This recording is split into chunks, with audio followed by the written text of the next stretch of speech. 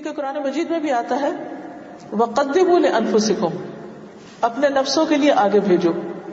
کیا چیز؟ یعنی اولاد پیدا کرو جو تمہارے بعد تمہاری وارث ہو، اور آگے بھیجو سے مراد یہ ہے کہ تمہارے لیے صدقہ جاریہ بنے، تمہارے نیک اعمال میں اضافے کا ذریعہ بنے. کیونکہ بچے ماں باپ کے لیے جنت میں داخلے کا ذریعہ. یہ ذمہ داری کیوں قبول کریں، کیوں بوجھ اٹھائیں، کیوں تکلیفیں اٹھائیں، کیوں مشقتیں کریں، کیوں پیدا کریں، کیوں دودھ پلائیں، کیوں انگلی پکڑ کے چلنا سکھائیں، کیوں ان کے ناک صاف کریں اور کیوں ان کی نیپی صاف کریں. وائے، ہمیں کیا ملے گا؟ یہ تو بڑے ہو کر پتہ نہیں ہمیں پوچھیں گے بھی یا نہیں. تو پہلی بات یاد رکھیے، جب بھی پریشانی ہونے لگے، جب بھی بچے ستائیں، تو سوچئے یہ جنت میں جانے کا ذریعہ ہے. حدیث میں آتا ہے نبی صلی اللہ علیہ وسلم نے فرمایا کسی مسلمان کے اگر 3 بچے مر جائیں، یعنی زندہ رہے تو اور فائدہ، اور اگر پیدا کر کے وہ فوت بھی ہو گئے، کیونکہ بعض اوقات ایسا ہوتا ہے نا کہ بعض عورتیں جو ہے وہ کنٹین نہیں کر پاتی حمل کو یا پریگنینسی کو، تو پھر بہت ڈپریشن میں جاتی ہیں، یا عورت کے اوپر بہت سخت ترین وقت آتا ہے اس کے بعد. اس میں یہ ہے کہ اگر کسی عورت کا بچہ پیٹ میں فوت ہو جائے یا پیدا ہونے کے بعد فوت ہو جائے، ابھی بچہ ہی ہے، بلوغت کو نہیں پہنچا، تو اللہ تعالیٰ اس رحمت کے نتیجے میں جو ان بچوں سے رکھتا ہے اس مسلمان کو بھی جنت میں داخل کر دے گا.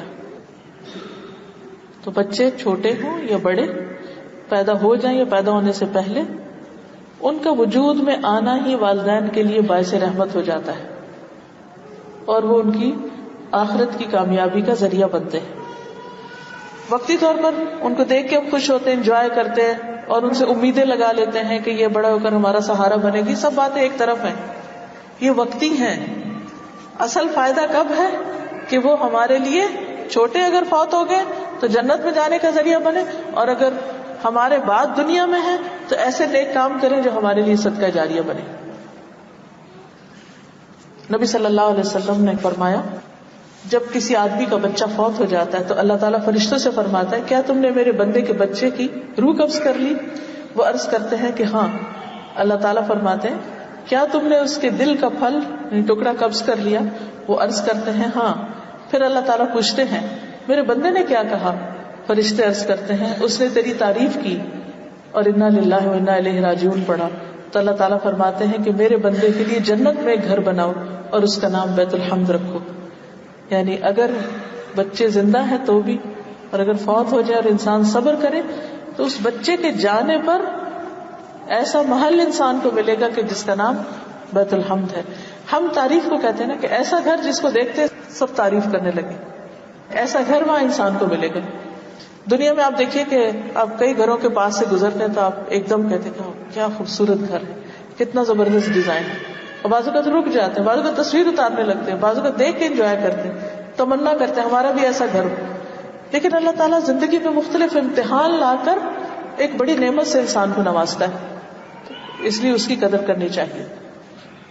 ایک اور حدیث میں آتا ہے کہ ایک شخص نبی صلی اللہ علیہ وسلم کی خدمت میں حاضر ہوا، اس کے ساتھ اس کا بیٹا تھا. آپ نے اس شخص سے پوچھا کہ کیا تم اس سے محبت کرتے ہو اپنے بچے سے؟ اس نے عرض کیا اللہ تعالیٰ آپ سے ایسی محبت کرے جیسی محبت میں اپنے اس بچے سے کرتا ہوں. کیا بتانا مقصود تھا کہ میں بہت زیادہ محبت کرتا ہوں اپنے بچے سے. اس کے کچھ دن بعد بچہ فوت ہو گیا. جس بچے سے وہ باپ بہت پیار کرتا تھا فوت ہو گیا.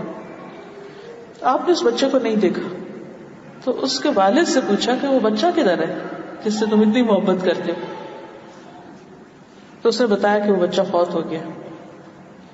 تو آپ نے فرمایا کیا تم اس سے خوش نہیں ہوتے کہ تم جنت کے جس دروازے پہ جاؤ گے تم اپنے بچے کو پاؤ گے، وہ تمہیں ویلکم کرے گا وہاں، اور وہ تمہارے لیے جنت کا دروازہ کھولنے کی کوشش کرے گا. بالکل ایسے ہی جیسے ننھے منھے بچے ہوتے ہیں نا کہ باپ گھر میں آئے تو وہ کرسی لا کے کھینچ کے اٹھ کے کنڈی کھولنے کی کوشش کرتے ہیں، اور وہ اس بات کے منتظر ہوتے ہیں، ایکسائٹیڈ ہوتے ہیں کہ امی آ گئی، امی آ گئی، ابا آ گئے، ابا آ گئے. ہر روز آپ نے دیکھو گھر میں ایک نعرہ ضرور اٹھتا ہے ابا آ گئے یا امی آ گئی.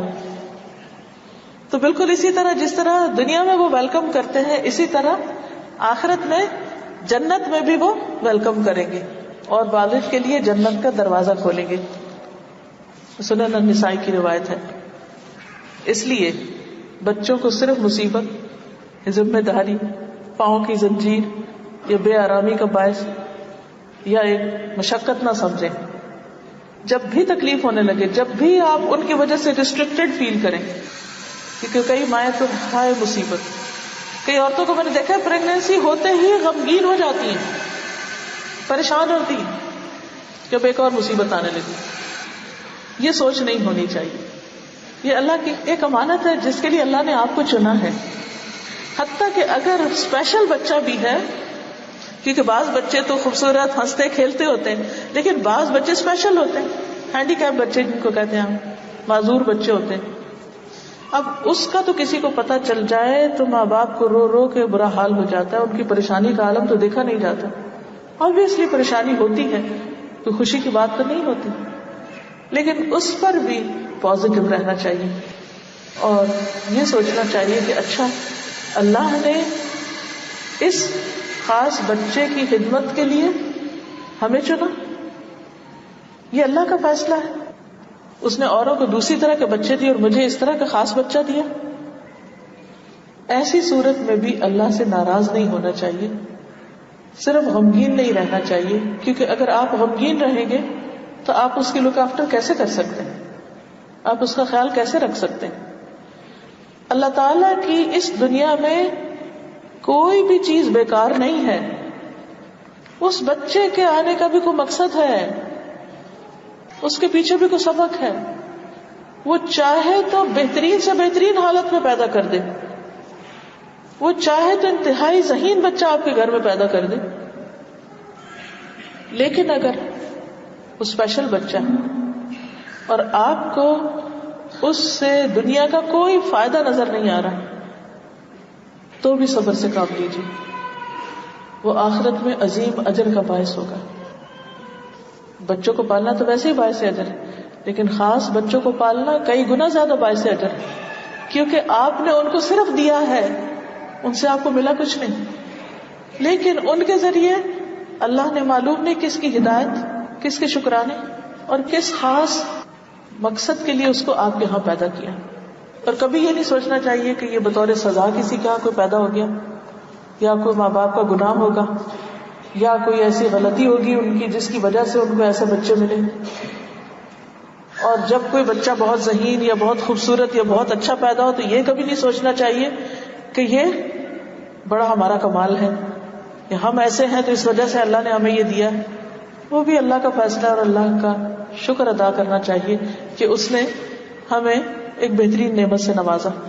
تو جس حال میں بھی اللہ رکھے اس حال میں راضی رہیں.